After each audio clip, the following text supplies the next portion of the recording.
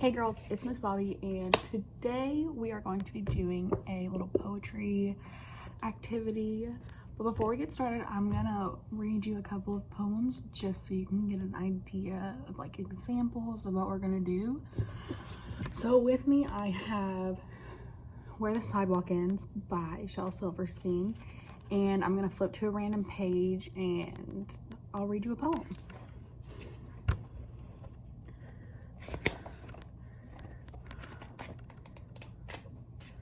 Okay, so I flipped to this page. The poem's title is Treehouse. A treehouse, a free house, a secret you and me house. A high up in the leafy branches, cozy as can be house. A street house, a neat house, be sure and wipe your feet house. Is not my kind of house at all. Let's go live in a tree house. So to me, poetry is a fun way to express yourself and put how you feel on a piece of paper, but that's not all poetry can do. You can write poetry about pretty much anything in the whole entire planet. I use it as an outlet for like regrouping myself and like writing feelings I don't want to feel anymore down and then pushing them to the side. I use it as a recenter, but you can write poems about absolutely anything.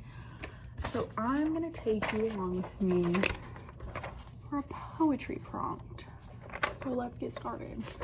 So I'm going to talk to you about 3 different types of poems, and then I'm going to give you a challenge for this video. So the first poem I'm going to talk about is an acrostic poem. So an acrostic poem is a poem that spells a word or a name down the left side of the paper, and this might be backwards, but it looks like this. So like you write about this word that you're talking about. So like you could do your mom's name or like your dad's name or anyone's name, or and describe them with the letters or your favorite food or something like that. The next poem I'm going to talk about is a concrete poem.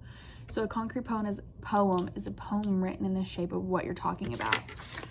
So if I was writing a poem about love, I would put it in a heart and then write my poem. This is a poem about love because it's a concrete poem about poems and love. The next poem I'm going to challenge you to try and write is a poem that uses a color poem, which is a poem that uses the 5 senses to describe a color. So my example is like, my favorite color is yellow, so I'd be like, yellow looks like a glass of lemonade, yellow smells like a sunflower field, yellow tastes like buttery popcorn. So see, touch, hear, smell, and taste are the 5 senses that you're going to write about in your poem.